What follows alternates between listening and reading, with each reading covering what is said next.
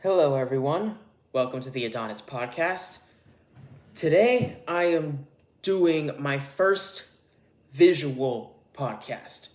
Most of my podcast episodes are by audio only. It makes it easier for me because I don't have to worry about my physical appearance, and it allows me the freedom to do whatever the fuck I want to while I'm talking.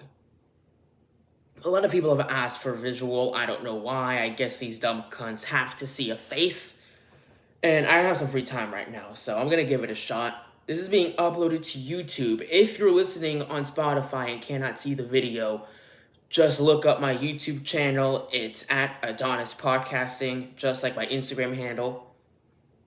Today, I'm giving you my honest opinion on what is now my new favorite movie. It is called The Apprentice.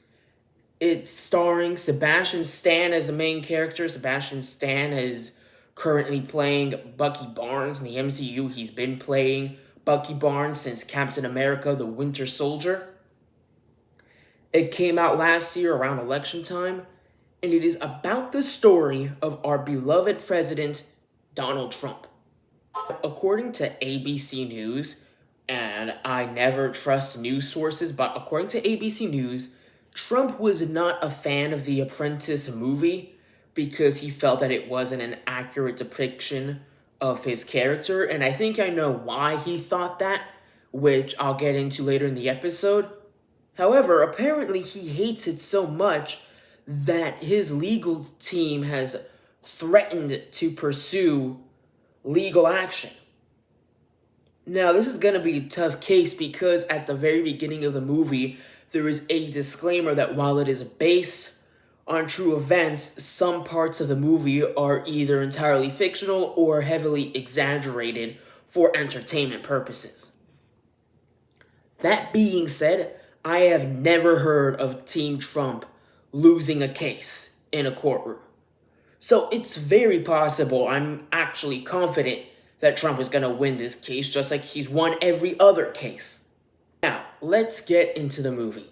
So, the movie starts out with a young Donald Trump. His father is pretty well known in the business industry and is a realtor, so him and his son Donald work in real estate.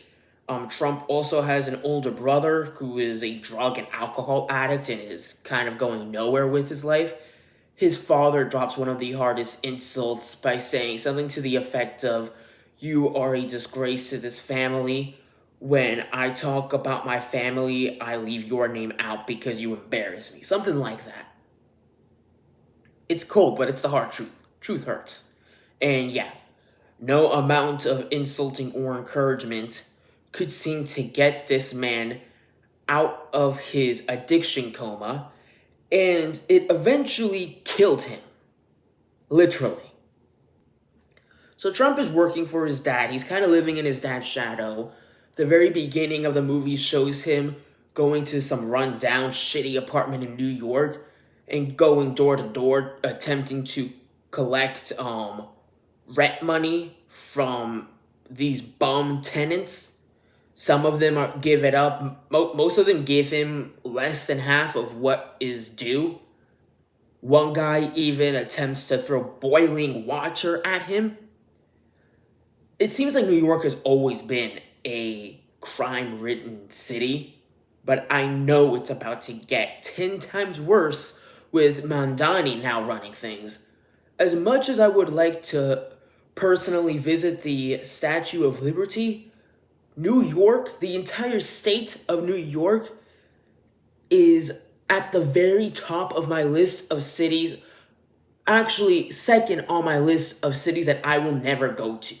The first place on my list that I will never go to is California, especially Hollywood, because Hollywood is one giant fucking cult full of fake dumbasses with money. They're basically the modern day Ku Klux Klan. Trump kind of wants to venture out on his own, but he's stuck listening to his dad. That's a problem that we all have when we're adults, is we want to venture out, but we've become so used to our parents controlling us in our childhood that we allow them to still control us into adulthood. Eventually, there comes a breaking point where we finally put our foot down. Trump likes to hang out in places with a lot of business people, people with a lot of money, people with a lot of respect and intelligence. He starts to hang out at this rich people only club and meets this guy who's a lawyer. His name is Roy Khan. And Roy Khan takes a liking to Trump. And I gotta be honest, the minute I saw Roy on screen, I immediately got bad vibes from this dude. You know, when he talks, he kind of moves his head back and forth like this for some reason. Like he talks to you like this, bobbing his head about. I'm just like, this is so unnecessary. Why are you doing this? Why can't you just talk normally? Are you on fucking drugs? You know, a lot of people that go to these kind of clubs, even if they're exclusive, a lot of these people are hooked up on drugs, especially if you're rich. I mean, it's a sad fact, but money really reveals who you are as a character. If you're a smart individual, you're able to show that off with your money. Prime example of that is someone like Elon Musk, who's quite literally improving humanity as we speak. However, if you're a douchebag and then you get a lot of money, well, then you kind of just become a bigger douchebag. So this guy's talking like this, like he's on fucking meth. And honestly, my first impression of this guy is like, this guy's a crook, this guy's a meth head, and this guy is gay. That was my impression of him when he first showed up on the screen. Don't trust him whatsoever. So, Roy Khan is a lawyer who has won pretty much every case, no matter how difficult. And Trump's father is going through a legal situation with the government. Fred Trump, Donald Trump's father, refused to rent to a bunch of degenerates who just so happened to be black. And the niggers then whined like a bunch of little bitches and complained that the reason that they were not being allowed to rent there was not because they were degenerates, but rather because they were black. So now the government is investigating this entire situation. It seems like they're building up a pretty strong case that Fred Trump will not rent to these people just because they're black. And that's not, even if he wins the case, going to court, mind you, this is all in like the newspaper and whatnot, it's a very bad look for business. So Donald wants to help his father out. He asks his new friend, Roy Khan, to help him out, despite his father not wanting him to, because his father basically got the same vibes I did, which is, this guy's a fucking crook. And Trump says, this guy has won every single case, despite everyone attacking him, despite everyone saying that he's a bad guy. You know, he must be doing something right. And I gotta hand it to Trump, he has a very good point there. So Trump decides to hire Roy Khan, and there's a bunch of other shit that Roy does that furthers my beliefs that he's just not a good man.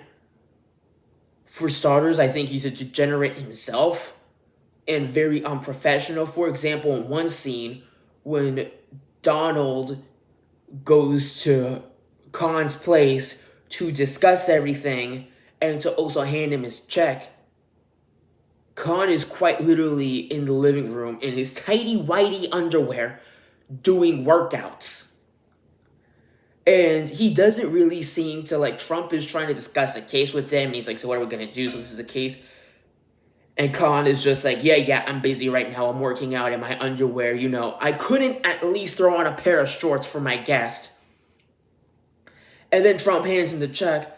And then Khan looks at the check, sees the large sum of money, and he's like, okay, yeah, we're in business. And now suddenly he's interested. I'm like, okay, so this guy's a degenerate and a con man. Regardless, fast forward, Roy Khan is now Trump's lawyer representing the Trumps. He wins the case. However, he does it by blackmailing them. One of the things that he does to win a lot of his cases is by recording people's conversations unbeknownst to them, which is highly illegal. I've done a bit of research into this myself. It is legal to record a conversation if the other party is aware of that. If you've ever been on the phone with like AT&T or some business, you'll often hear a message that says this conversation is being recorded for training or in safety purposes, something like that.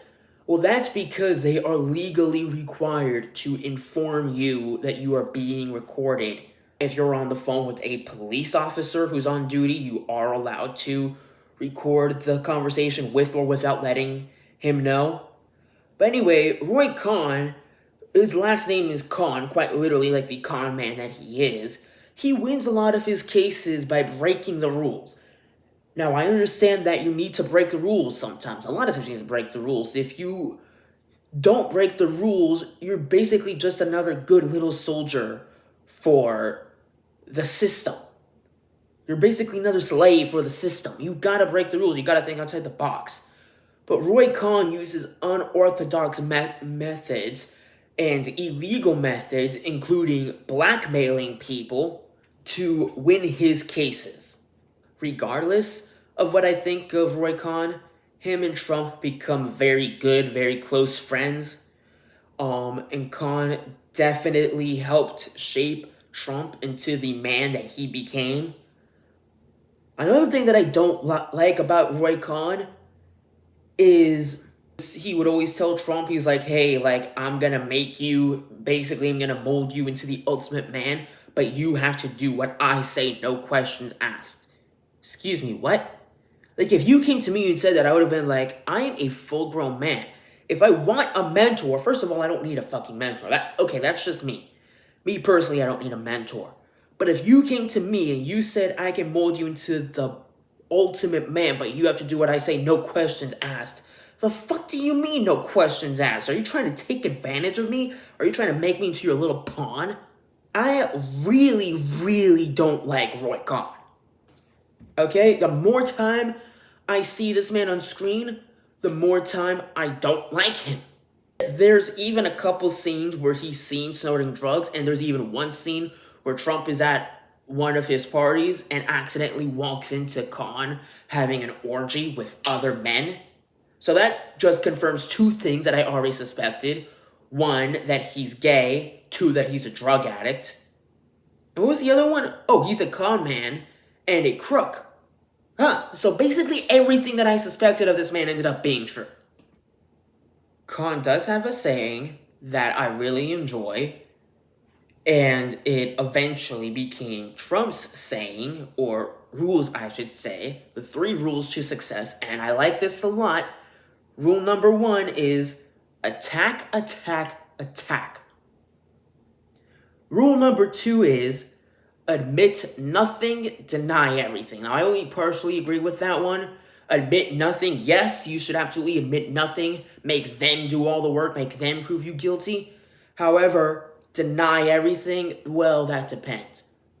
For example, let's say I stole something from you.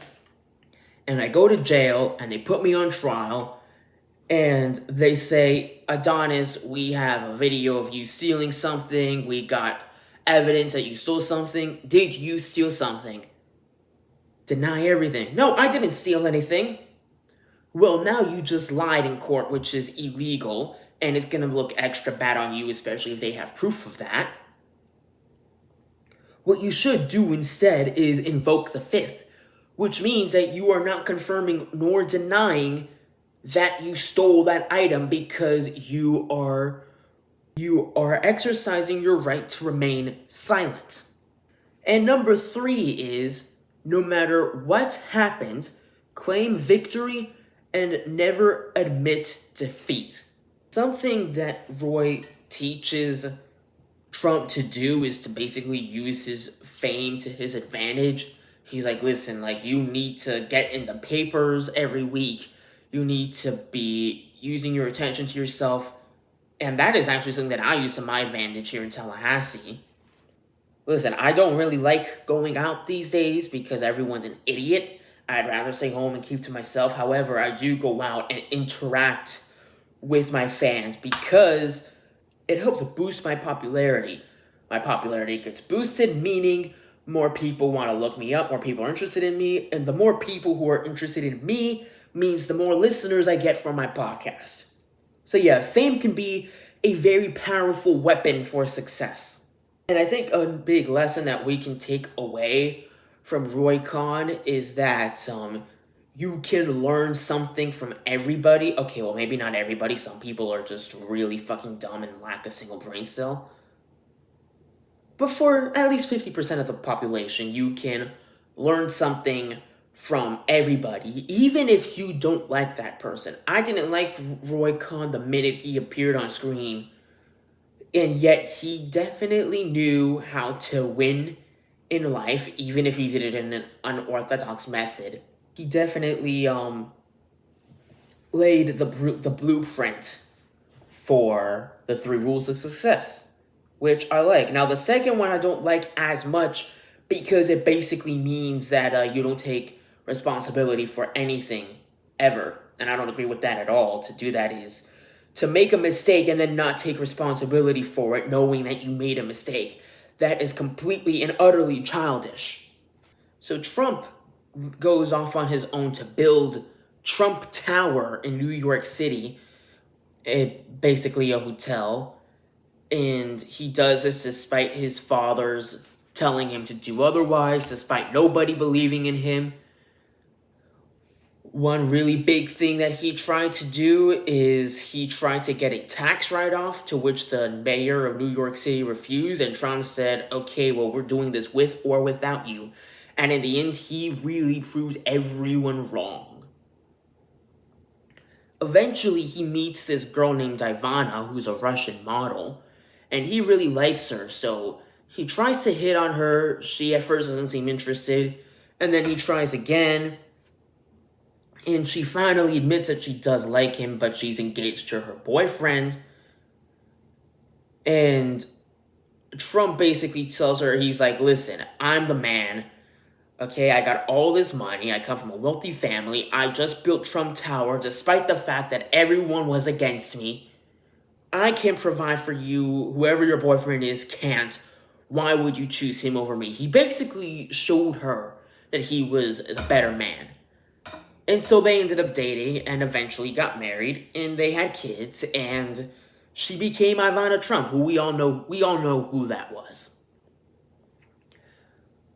And throughout the course of the movie, Trump went from being one of the most beloved guys because he was famous and popular to, over time, people started to slowly dislike him because Trump kept exposing people for the shady bullshit they were doing, which is something that he still does today, and that is exactly why I voted for him as my president.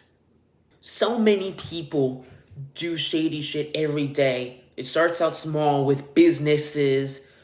Instead of asking God for the strength to keep winning, people cheat to get ahead, and then they have the audacity to ask him for forgiveness. Well, Trump exposed all of that, and he's exposing our government right now. He exposed the Democratic Party. He's exposing, I could go on for hours probably about the shit that Trump has exposed.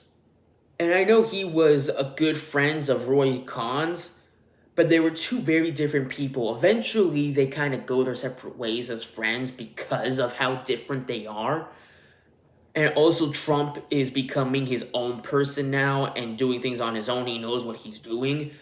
And Khan, being the controlling man that he is, doesn't like that Trump is no longer listening to him. So Trump goes on to build more shit. Ivana by his side. She's like this interior design artist. The movie was really fascinating. And then there was one scene that was a little disturbing. So, Trump's brother dies from his addiction problems. And Trump kind of goes into a depression. He starts acting different. He starts taking these pills so that he doesn't sleep, so that he can get more work done, which is probably not true because Trump has said that he has a condition. It's actually the exact same condition that I have, where he is able to get by just fine on approximately 4 hours of sleep a night, which enables him to get more shit done. I also don't sleep very much. I sleep 2 to 4 hours a night. It is 3:45 a.m. and I am wide awake making this podcast as we speak. And I do not take any pills. I don't wake up in the morning and drink a black coffee. I just naturally very energetic to the point where I can be up 20 to 22 hours a day just fine, and I only need a few hours of sleep. And I use that to my advantage to get shit done. Trump undergoes a surgery to remove some belly fat because he's getting kind of a beer belly, so he gets surgery to remove that. He also gets surgery on his head so that he doesn't have a bald spot. And for some reason, they decided to graphically show his surgery. I don't know why the fuck they needed to do that. They could have just told us, like, okay, Trump is having a surgery. They didn't have to show it. That didn't add anything to the fucking plot. So Ivana notices that Trump is going through a hard time and she tries to comfort him, but he kind of just pushes her away. He even starts complaining to Roy that he's getting annoyed with her because he feels like he's married to his business partner and not his wife. And he said, at least I was able to convince her to get her tits done. There's also a scene where he cheats on her with some random bitch. And then towards the end of the movie, we get to a scene where, and this is going to be highly controversial, not only the scene itself, but my take on it. Ivana tries to seduce Trump by giving him a gift, and the gift is this book on how to find her G-spot. And then she then implies that she then asks if he wants to go upstairs, implying that she wants to have sex with him. And Trump straight up tells her, "I'm not attracted to you anymore." And the two of them get into an argument, and Ivana starts making fun of his physical appearance, telling him that he looks like an orange and calling him a bunch of other shit. He grabs her, pins her down to the ground, belly side facing downwards, and begins to fuck her. And as he's fucking her roughly, he says to her, "Did I find your G-spot? Is that what you like? Did you find your G-spot?" Something to that effect. People online are referring to this as the rape scene. And it is based on a claim that Ivana made that Trump raped her. Now, this is where it's going to get controversial on my end. In 1990, this happened in real life, Ivana Trump stated that Donald Trump had raped her during a sexual encounter. But then she went back on her word much later on, and she said that she didn't mean in a literal or criminal sense, but rather that she felt violated. I'm sorry, what the fuck? What do you mean he raped you, but, I didn't mean it in a criminal or a literal sense? Do you know what the word rape means? Mind you, she said this in a court of law. So she basically just admitted that she lied in fucking court. Oh, but I didn't mean in a literal... Okay, I want you to picture this really quick. Say you find your friend with a bullet hole in his fucking forehead. And you call the cops, you tell them that you found your friend's dead body, and you tell them what you see, the cops are right on scene. Oh, so he was murdered? Yes. But not in a literal or criminal sense. You know, he could have just died of a natural cause, is he right? Because bullets are a natural cause. Was he murdered or not? There's no literal or criminal sense here. Like, what do you mean? Oh, I just felt violated. He raped me, but not in a literal sense. Huh? That doesn't make any fucking sense, lady. How was Trump married to this bitch?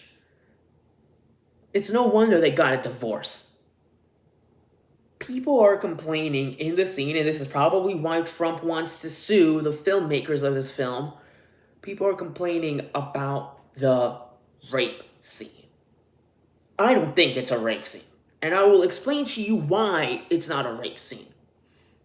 Ivana was actively trying to seduce her husband. He was not in the mood and said some hurtful things that led to an argument. And then during an argument, he then fucked her. Oh, but now all of a sudden, now she's not the one in the mood. So how does this work? So she's in the mood to get fucked. He's not in the mood. Now he's in the mood, but she's not in the mood. So therefore, it's rape. Bitch, what? She was literally seducing him like 2 seconds ago before she got angry at him. As far as I'm concerned, he gave her exactly what she wanted. That's not rape. And people online are exaggerating the scene. Go watch the movie for yourself, for cunt's sake. People are complaining that, oh, but she was screaming at him to stop. I didn't hear her say the word stop once. Now, maybe I missed it. I don't know. I was paying pretty close attention to the screen, but maybe I missed it. If she did say stop, I didn't hear it. She must have said it really, really quietly. She most certainly was not screaming stop at him like people online are saying she was doing. So, no, that part is not true. And see, this is a very common problem that is going on with modern day society, and it is a big reason why a lot of people, including myself, are choosing to remain single, is because women will seduce you. They will imply that they want to have sex with you. They will allow you to fuck them. They will give you consent to have sex with them.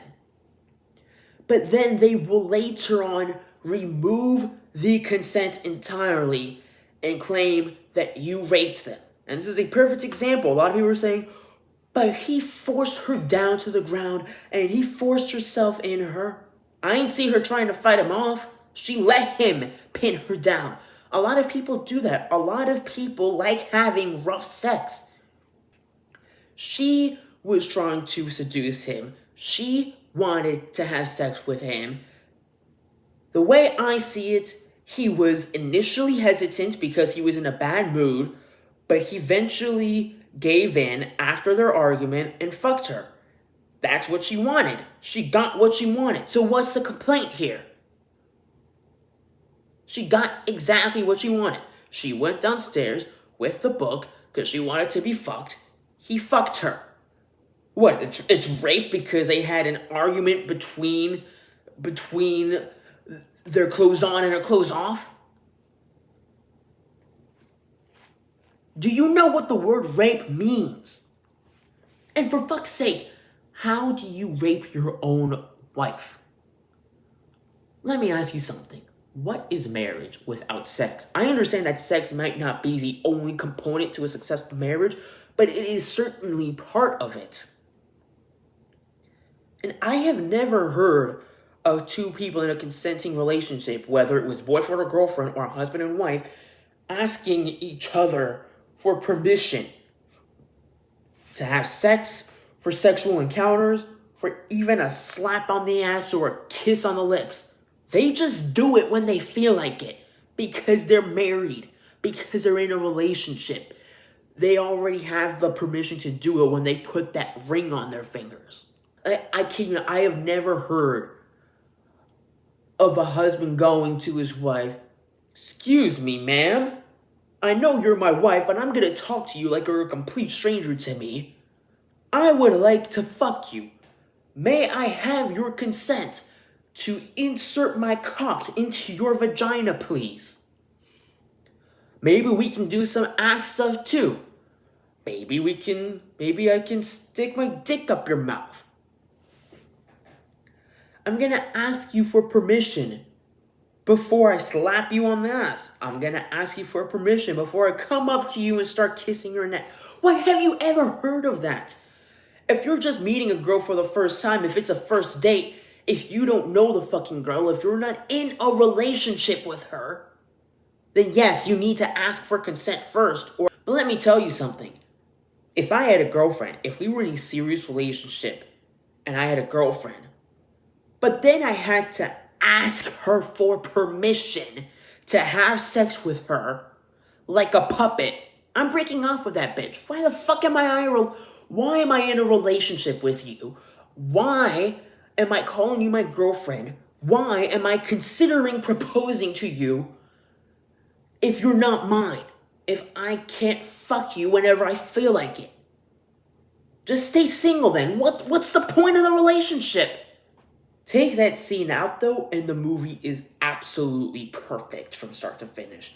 Minus that one scene, because they were obviously... The two scenes I would take out is that scene because it's framing Trump as a person who is horrible to his wife, which doesn't seem to be the case. I mean, for fuck's sake, Ivana later went back on her statement that she was raped by her fucking husband. So all evidence to the contrary. It seems that Trump is a great guy, and it seems that he didn't treat her in that way. She even said Trump was very nice to me. And Trump even said that they were very good friends after their divorce up until her death. What I would rather you take out, if I had to choose between the two clips, I would more specifically take out the scene where they show Trump getting a surgery. This is not a horror movie. There's no need for this gore. It doesn't add anything to the plot of the story. It is completely and utterly unnecessary. They didn't even have to mention the fact that Trump even got a surgery. It was not at all necessary. It didn't add anything to the plot of the movie. What are you going to feature every single second of this man's life in a 2-hour movie? Roy Khan has AIDS and dies shortly after his movie because of his AIDS and his drug addiction and his overall style of living. And the film ends with Trump speaking to someone about writing a book about him. I really, really enjoy the movie a lot. I am definitely going to be watching it again. I know for a fact the liberals hate it. Maybe some conservatives hate it, I don't know. According to the fake news, Trump hates it. I'm giving you my very brutally honest and upfront opinion on it. I loved the movie. 100% loved it. It's a very captivating story. It's a very empowering story. And I feel like I had the same tenacity as Trump. The number one rule, attack, attack, attack. That is my very exact mentality. Now, to end this episode off, I'm going to go a little bit off topic. And we're going to talk about me being attacked in the city of Tallahassee. It's funny because I just came back from Tallahassee after a trip to South Florida. And it's funny how Tallahassee is kind of like its own little world. Here, everyone's connected somehow. Everyone knows each other. There's a lot of illegal shit going around that somehow people get away with. For example, the drug rings at the Tally Strip, or the fact that it is entirely normal to see an 18 or 19-year-old plaster drunk out in public, blacking out, sleeping in bushes, and no one gives a shit. When I came to Tallahassee, and I started hanging around FSU, I was considering whether or not I wanted to go to school there. I was still considering whether or not I even wanted to go to college. The concept of college didn't make sense to me. It didn't make sense for me to graduate high school, which I hated, and then pay someone for an additional 4 years of school so that I can then graduate in debt and compete with a bunch of other college kids and not get a job. And I heard of all these stories of successful men, including Trump and plenty others, of successful men who were college or high school dropouts or never even applied to college and they still made it in life. I mean, college just seemed to me like one giant scam. I started hanging around FSU because That's where the people my age were hanging out.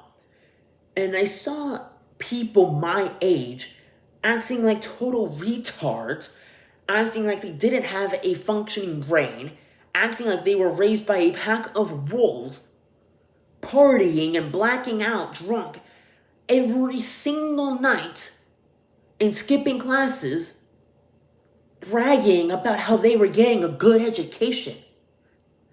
I was watching my friends graduate from FSU and then come back to Tallahassee 6 months later for a weekend visit. And when we were catching up, they would tell me that they still haven't found a fucking job, despite the fact that they spent 4 years trying to get a degree, basically a piece of paper with your name on it that says, yeah, I showed up to some of my classes and I'm book smart but not street smart. I saw this fucking clown show and I ultimately decided that I wasn't gonna waste my time with it. Regardless, I still hung around FSU. I made friends with people. Just because these people were going to college and I wasn't doesn't mean that we had to be enemies. Started podcasting, started exposing the truth about a lot of people. Started out small. One of my first episodes was about a local model who was sending me feet pics. And I thought it was weird and disgusting. It was a very beautiful girl. I don't understand people with feet obsessions. I think it's disgusting. I don't want to suck their toes. That's completely and utterly nasty and disgusting. And I didn't even say her name in the episode, yet when I spoke about it, she instantly knew it was about her and she instantly got upset at me, thus exposing herself in the process. And I remember people who listened to my episode then looking up her Instagram and they were saying, this girl is hot, you should just let her do what she wants. We're in Tallahassee. Every girl is hot here.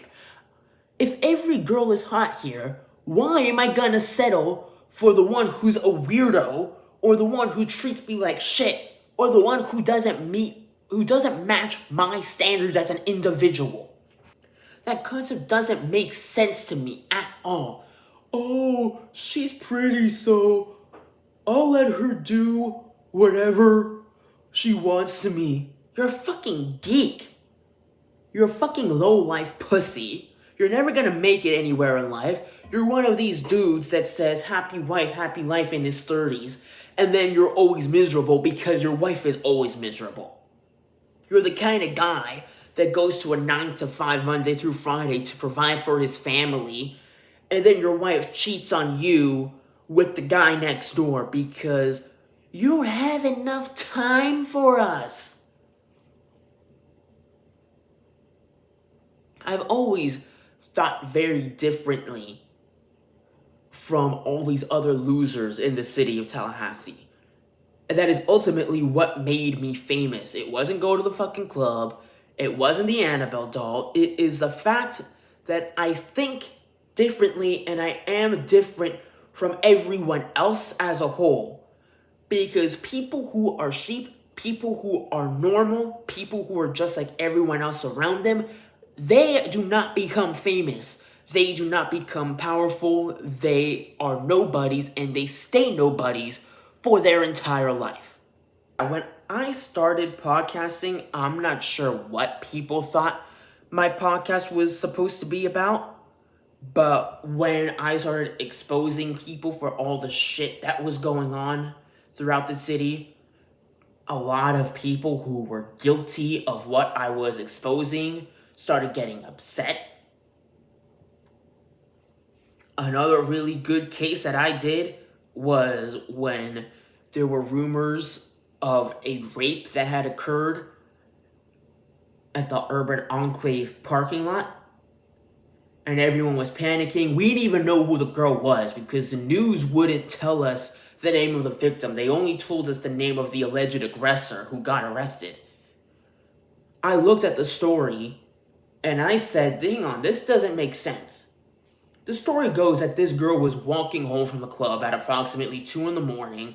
As she was walking to her apartment, a guy who was much older than her got out of his car, pinned her down and raped her, then took her phone, got in her car, and left. She then called the cops, where cops arrived on the scene. They saw her laying on the ground, freshly raped. She told them everything, and they found the guy on Gain Street and apprehended him and arrested him. Now this is what doesn't make sense.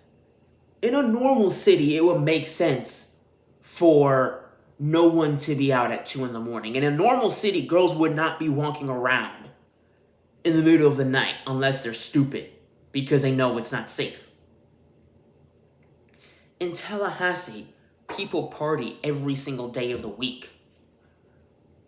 2 a.m. in the morning here is one of the busiest times of the entire day. Because not only are people leaving the club, but people are also throwing parties in their own apartments. So people are leaving the clubs and going home, or you'll see mass amount of people going to parties. And I used to live in urban enclave, so I can tell you firsthand, it was definitely a very popular spot for house parties. So you mean to tell me this girl was out and about, out in public at 2 a.m, and some guy was raping her, and no one noticed? No one was looking out their window? No one was walking home from the bar? If you would have told me this happened at like 4 or 5 in the morning, that would have been more believable. But then still, why would the rapist take such a big risk and do it right outside in the parking lot? Someone could easily wake up in the middle of the night, happen to look out the window and see him. Why would he do it out in the open? I've never heard of that.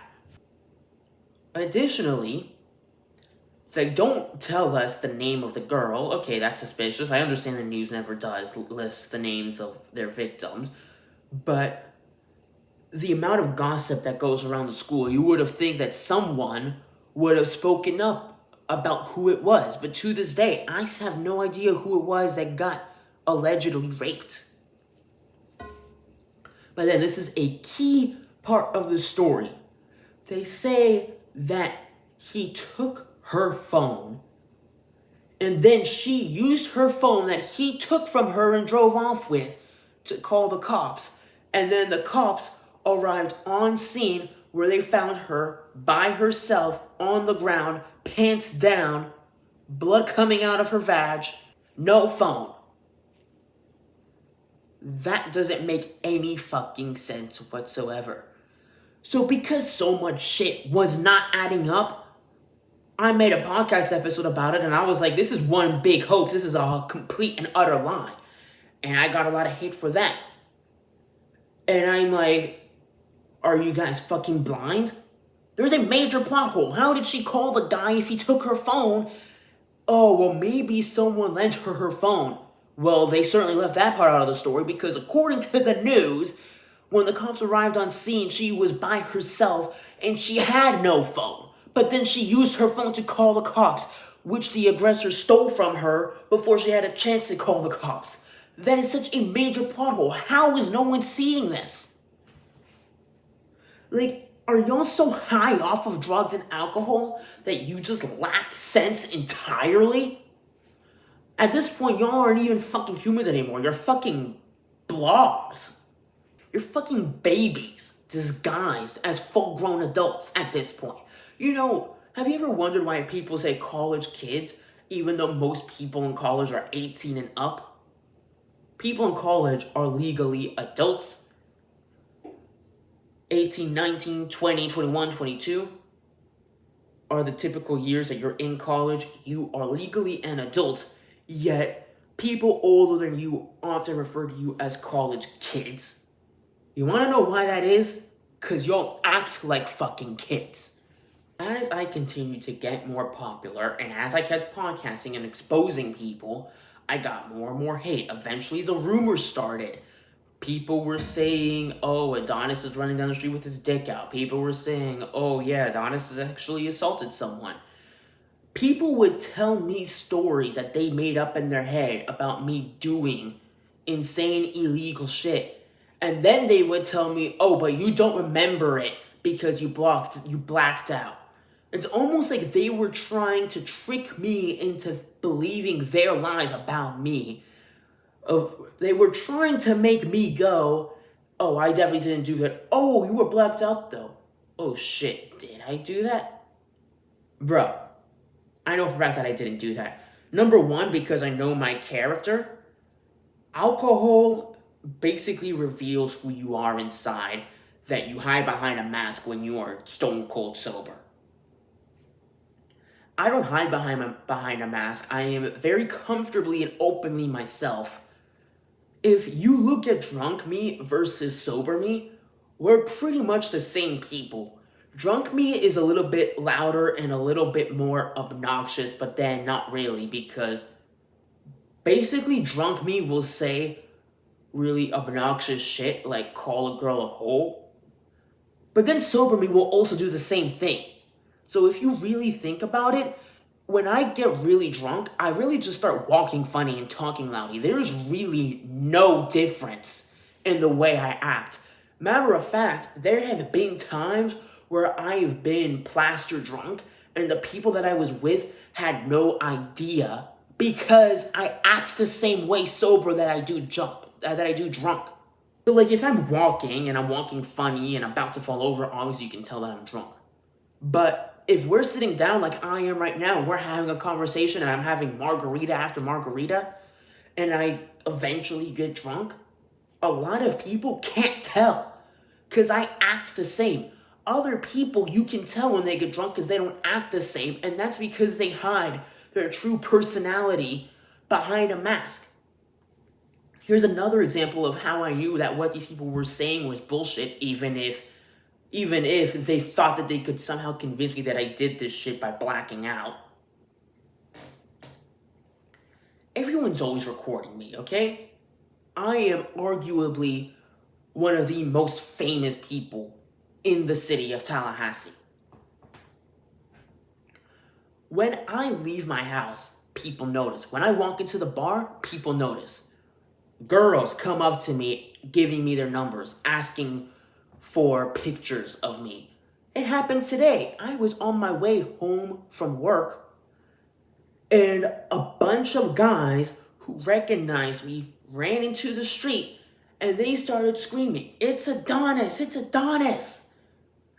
I didn't recognize a single one of them, yet every single one of them knew exactly who I was. Who do you know that can walk into a bar, pull any girl he wants to, get a bunch of pictures with people know who you are? And because people know who I am, people are always recording me.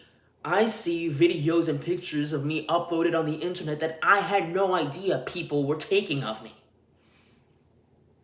So, if me being, you don't even have to be famous, but me being the famous person that I am, if I did something like assault a girl in the middle of a nightclub or run down the road with my dick out, don't you think people would take out their phones and start recording? Don't you think that would have gone viral all over the internet? Don't you think that the police would have then showed up and arrested me for public indecency? Don't you think that every single club in the city would have banned me and pressed charges on me and had me arrested for sexually assaulting someone on their property? So when people say, "Oh yeah, Adonis, I saw him sexually assault a girl," and let me ask you this question. So you say you saw me sexually assault this girl. Can you tell me who she is? No. Okay. Question number 1. Question number 2. Have you seen me in that club again after this alleged sexual assault? Well, yeah. Okay. If you did see me with my hands on a woman, I can guarantee you that it was consensual, and that is why I was not kicked out.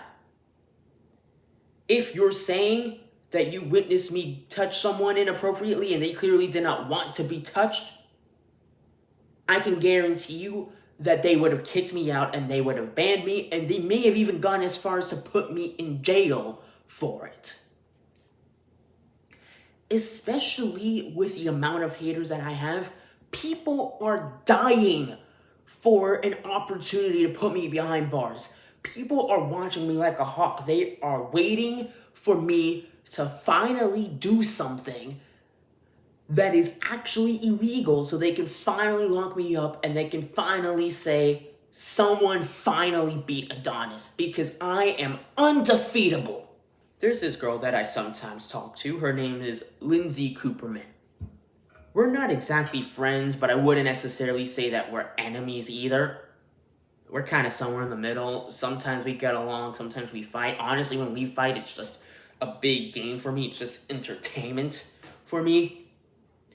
We were kind of fighting today. I texted her, and the first thing she said to me was, "Why are you so obsessed with me?" So I said to her, "You're the one watching my story, Regina George."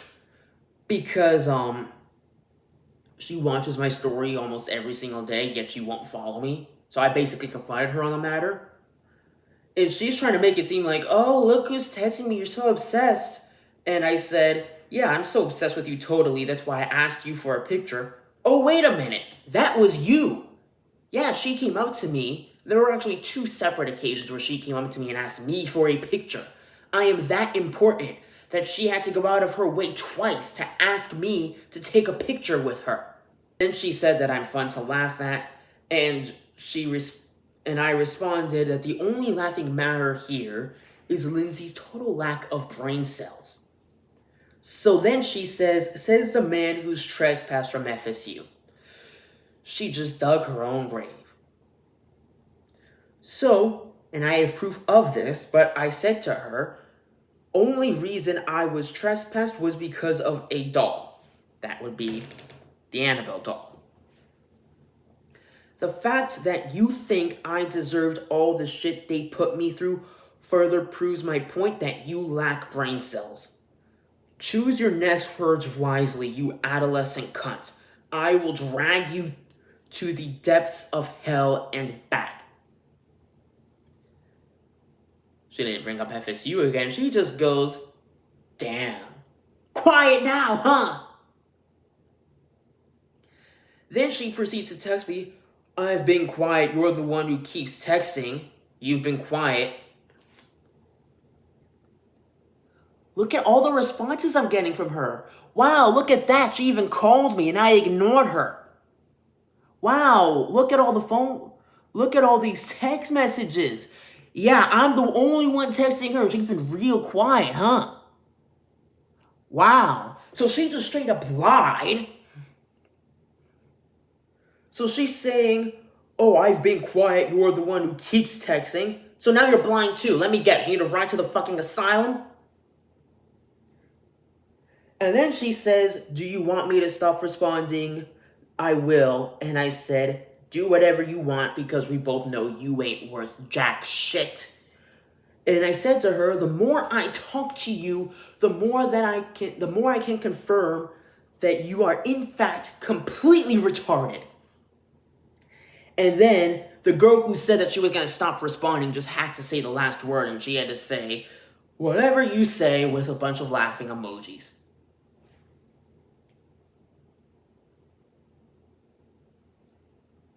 I made my point.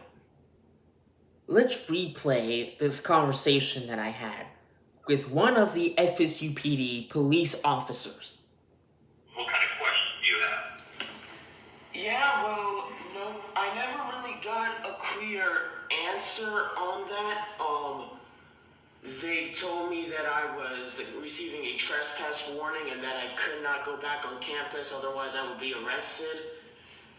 And when I asked why, at first I thought it was suspicious. They told me at first that it was for suspicious activity, but they didn't tell me exactly what I did that was suspicious about it. And he didn't tell me what those complaints were. And I know, so like 2 investigators that, So first of all, he didn't let me finish talking. I don't know if you remember, but they may contact you and Yes. about you on and around campus with your Annabelle doll and people calling you in and posting images on social media, that kind of stuff. But you kind of answered your own question about it. But we also spoke about that. I also told Sam, I'm like, if this is about the Annabelle doll getting trespassed over a doll, I think is a little harsh, and I've explained to them several times, all I did was walk around with the doll. It was just an innocent prank to get reactions from people, and I really don't understand what the big deal about it was. I didn't do anything wrong or criminal or hurtful to other people. I think it's pretty easy to understand that I just did it because I thought it was funny. Which is understandable. We trespass people for a variety of reasons to protect. Notice how he keeps stumbling like he's nervous? Which is why we issue trespass warrants. Okay, so what did I do that's endangering the students or other people? No, it's not just endangering, it's just odd behavior. So we have the due diligence, again, to protect our team. So he keeps saying the word protect, but then he's saying that what I was doing was not necessarily endangering. And then notice how he says odd behavior. I'd like to make this point very clear. Who's to decide what's odd behavior? Who's to decide what's normal, what's not normal? We live at FSU, where what is normal is for an underage kid to walk into a bar and get hammered drunk and throw up on the way home and wake up in a bush and not face any consequences. What's normal in the city of Tallahassee is to carry around and use a fake ID, which is a felony, and never get charges for it. People here are hammered drunk 24/7. Trust me, the people that live on and around FSU are not normal. They are quite far from it.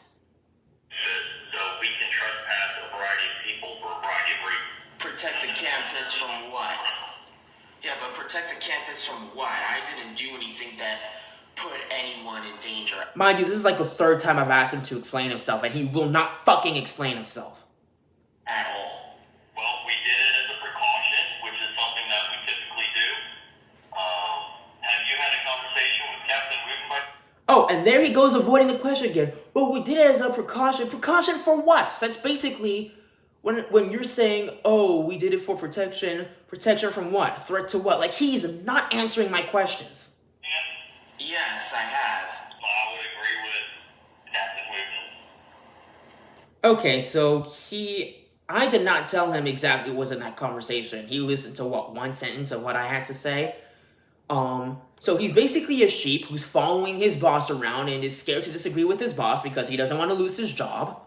So why is it a public university then if I can't go on campus simply because I'm not a student here? That's just not the one reason. I could tell this guy, Wooten told me to commit suicide, and because he's such a sheep, he would just blindly say, well, I would agree with Captain Wooten. The investigators explain to you why you're being trespassed. Okay, but it's one of the reasons that he mentioned, and there are plenty of non-students that walk on that campus every day, so how come they're not also being trespassed from campus? Because they're not exhibiting odd behavior. Again with the odd behavior. The county, CPD, and us, we can verbally trespass somebody from any of our buildings, any of our property. The proof is the officers or the investigators making contact with you. I'm not sure I understand that question. Okay, so y'all keep a log of who y'all trespass from campus on y'all's website that I've looked at several times, and so far I'm not on there. Why is that? That's a very good question. Are you sure? When was the last time you searched it? Probably last week, but I've been checking on that repeatedly since they told me that I've been trespassed. Okay. Let's see if that's accurate. Let me pull it up. Give me a second. You're correct on that. I'm not sure why you're not on the website unless your name job is spelled. I'll have to get with our IT staff about that. Okay, and there's also been times where So he just admitted that I was right, that I was never actually trespassed. I was never put on the trespass log, and he said that may have been due to a misspelling. So I'm not on the trespass log, so I wasn't actually trespassed. And other people that work down at the FSU police station, I've asked them for proof of that, and they will not provide it to me. Now, let me point something else out. So, let's talk about Chapter 119 of the Florida Statutes, known as the Public Records Law. It established the policy for public access to government records. It defines public records as any materials made or received by a public agency in the course of its official business.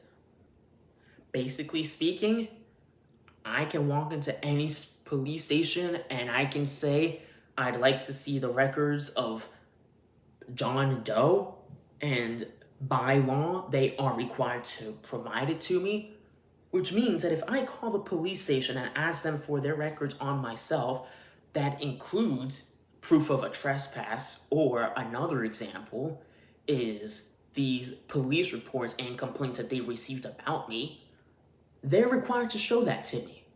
But they won't do that, which is illegal. Proof of your trespass card? Correct. I mean, that's documentation for us, but I don't have a problem giving you a copy of it. Is there anything else before I let you go? And he's already trying to get me off the phone without answering my ultimate question is, why was I trespassed? Well, no, that was it. I mean, I'm still not understanding why I'm being so severely punished when I did absolutely nothing wrong, especially when I only did it one time. So yeah, I'm still not quite understanding like why y'all are taking this as such an extreme. Well, I would disagree with the extreme part. I would say if you were arrested, that would be extreme. But again, I think we've already explained it to you along with the investigators and my captain about the Annabelle doll causing, a concern for the people at FSU, which resulted in you being trespassed. Yeah, that still doesn't answer my question. People were concerned over a doll. I mean, it's just a doll. I haven't brought the doll back out either, so I don't understand why this is. People have been bringing up the fact that they are concerned for their safety due to the Phoenix Eicher shooting incident, and people have been complaining that FSU has done nothing whatsoever to up their security, and they don't give a fuck about that. What they're more concerned with is a harmless doll. Huge issue, and yeah, y'all can't arrest me because it's not illegal to walk around with a doll. You're right. And that's why I said I would agree with you, or I would say that would probably be extreme. All right, call me back at this number, Mr. Ortiz, if you got any questions, okay? Okay, what was your name again? Sure, it's Corporal Mike Paluzzi. My badge number is 302. Mike Paluzzi, badge number 302. So he basically danced around all my questions. Eventually, I had to force him out of it, not literally, but eventually he admitted that the only reason I was being trespassed was over a plastic doll in a dress. And then he starts making empty threats. Well, trespassing you isn't extreme.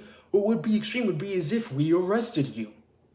You can't arrest someone because you don't like the object they're carrying around. I can walk down the street with an Annabelle doll. I can walk around with an axe if I wanted to. I can walk around with a gun if I wanted to, thanks to our open carry laws and the Second Amendment. You can't do shit about it. And then he later goes on to leave me this voicemail. Hey, Adonis Ortiz, this is Corporal Mike Paluzzi from FSU PDF. Just reaching back out to make sure that you got an email with the hard copy. And if you don't mind, if you have any questions or comments or concerns about it, you don't need to reach out to the president's office or anybody at FSU other than me, okay? So reach out back to me. My direct line is 8. Okay, so according to him, I'm not supposed to talk to anyone at FSU. I didn't realize that he was a lawmaker. I thought he was just a police officer who didn't know how to do his job. But apparently, I'm not supposed to talk to anyone at FSU, which means that I shouldn't be talking to Lindsay or about 75% of the people that I know in Tallahassee. There is your proof right then and there that the only reason I was trespassed from the entire school campus was because they didn't like my doll. And they say, oh, well, people were submitting a lot of complaints, and okay, it took you over 6 months to finally send the proof that I was trespassed, and they still won't show me these complaints and reports that they received, which they are required to do by law. So they are actively breaking the law, and it's possible that the reason why they're not showing me this is because it doesn't exist. I've already caught them lying to me several times, including this Mike guy, so it's not a far stretch to say that they're lying again to try and exaggerate the situation. So I intended to cause no harm to anyone, that much is obvious. There are more effective ways of hurting people than by simply walking around with a piece of plastic in a dress and a scary face. Getting trespassed from an entire campus, keep in mind this is a public campus. There's not just students and classes on there. There's businesses. We've got fast food restaurants. We've got a public library. We've got community events. There are plenty of events that are open to the public and businesses and other shit that is open to the public that is on FSU campus. There's fucking bus stations down there, dorm rooms. I mean, there's a million different things. That's why they call it a community. Anyone who says that I deserved to get trespassed and even put in jail, as Officer Mike suggested, over a doll is completely and utterly retarded. And it is quite obvious that the Florida State Police Department is completely and utterly retarded. For starters, they don't do shit about all the underage drinkers wandering about. Florida State issued a new policy that no one can climb inside of the fountains. There's even signage at Westcott saying not to climb the fountain, and yet the police are there every single night, and they do absolutely nothing about it. They do not enforce the policy like they're supposed to. They have done nothing to up their security since the Phoenix Eichner incident. And a lot of this goes to blame for their captain, Richard Wooten, because he's a fat, lazy fuck who cannot do his job. And let me tell you something, his wife is a liberal who supports LGBTQ. Now, give me one recent example of any liberal being a reasonable person. Go ahead, I'll wait. So, fat man with a liberal wife, that's who's running the Florida State Police Department. They don't give a shit about Eichner with his guns. They're more concerned about me, even though I am not at all a threat to the community. They're lucky that Eichner didn't know how to aim, because a more accurate person would have killed way more than 2 people. And guess what? If that were the case, they wouldn't have called it the FSU shooting. They would have called it the FSU massacre. I know I've gone over this a million times, but let me go over it again with some new details. I'm going to say what FSU is too afraid to admit.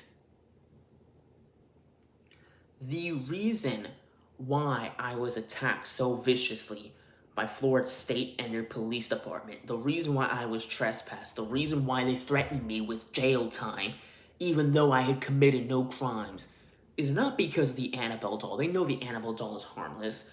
It was not about the complaints that probably don't even exist, because plenty of people get complained about plenty of stuff, and their complaints get completely ignored. The reason why I'm being trespassed and treated in such a way is because I'm exposing everyone. It started with exposing the sluts, then it started with exposing the drunkards, then there was the fake rape case, then there was exposing Nova. Now I'm exposing one of the main fact is that Florida State clearly knows that their students are running about doing drugs and drinking underage, yet they are choosing to do nothing about it. They came to my job to inform me of this trespass, which was completely and utterly unnecessary. In most cases, if you get trespassed from somewhere, they will wait for you to return to that property and then trespass you, or they will call you. They do not try to figure out where you work at and then go to your job. I even spoke to the Tallahassee Police Department about all this, and the officer said to me, he's like, I've trespassed a lot of people. He said, I have never gone to their job to inform them of their trespass. In most places, will fire you on the spot if the police show up looking for you. Doesn't matter if you're guilty or not guilty. Doesn't matter what you did. They don't care. The police could show up to inform you that your mother died. If you are working for a business and the clientele of said business sees an employee interacting with police, it's a bad look for the company. So they don't care why you're talking to the police. They won't ask you why you're talking to the police. They'll just fire you. It's a very well-known fact. They didn't take that into consideration. They were probably hoping that I would get fired because these are the same cunts who went to Nova and convinced Nova to illegally evict me. Well, Nova tried to evict me illegally, which I also have proof of, which I've posted about before. And before I forget, the proof of the trespass that they sent me, I've also posted this before. It was basically a little paper card with my information and a case number, all written in pencil in very bad handwriting. I looked at this and I said, someone could have printed up a card. I could print up a card right now, and I could write on here, case number, date, name, location. And it took him a minute to send that to me. I'm willing to bet you that they wrote that up right then and there just so they could say, look, here's our proof. Adonis called our bluff, but you know what? We're gonna fix it. Here's the proof that he's trespassed. I wasn't officially trespassed until my conversation with that officer, which was approximately 6 months after they told me I was trespassed. They were hoping to get me fired from my job. I think that's a guarantee. They were hoping I'd get evicted as well. That's a guarantee. They could have just trespassed me, which they really can't do, but they could have just trespassed me and left it at that. But no, they had to go after my home. They had to go after my job. They ruined my reputation entirely because when people find out, once again, gossip spreads like wildfire here. When people find out that you've been trespassed from the entire campus, they're going to assume that you did something absolutely horrible. I have told several people the story, and I cannot tell you how many people thought that I was completely lying to them just because of how stupid the whole thing sounds. Don't the police have bigger problems? Doesn't the school have bigger problems to worry about? Why are they so worried about a guy with a doll? Also, someone tried to break into my apartment. Probably FSU sent them after me. And just a little bit after that, someone tried to kill me. Now, I am certain that the person who tried to kill me was either Florida State or Nova. No one else who wants me dead would be dumb enough to actually kill me, because they don't have the resources and the finances to cover up a murder like Florida State does. So it was definitely someone associated with Florida State or possibly Nova, but more likely Florida State, that was trying to get me killed so that I would shut the fuck up and stop exposing them. They had to trespass me from campus because otherwise I would have started a whole revolution calling them out on all their bullshit. Here's another pothole for FSU. Notice how people party here from 18 to 19. Some of them stop at 19, 20, 21 years old. But then some of these people party all the way up until they graduate. Every single day, even every week, even if it's just once a week. How the fuck are these people high on drugs, drunk as fuck, and graduating? Now the girls are pretty. They're probably sucking a bunch of cocks. But the guys, that is a huge plot hole. You cannot tell me it is impossible for you to be focused on having fun and also focused on your goals in life. You cannot be a party rat and then graduate in those 4 years with a diploma. It's completely and utterly impossible. So yeah, Florida State is covering up a lot of shit. Florida State is covering up a lot of shit. And I've already exposed them for a lot of that shit. And I'm exposing them for more shit on a regular basis. So they had to take me out. They failed, but they had to take me out. They didn't trespass me over a doll. They used the doll as an excuse to finally get rid of me because they've been needing an excuse to get rid of me since way before the doll was even a thing. Wake up, people. That wraps up today's episode. First visual episode. Thanks for listening to the Adonis podcast. And on my final note, I'd like to point out that Lindsay's a dumbass because I've quite literally taken on this entire city multiple times and won every single time.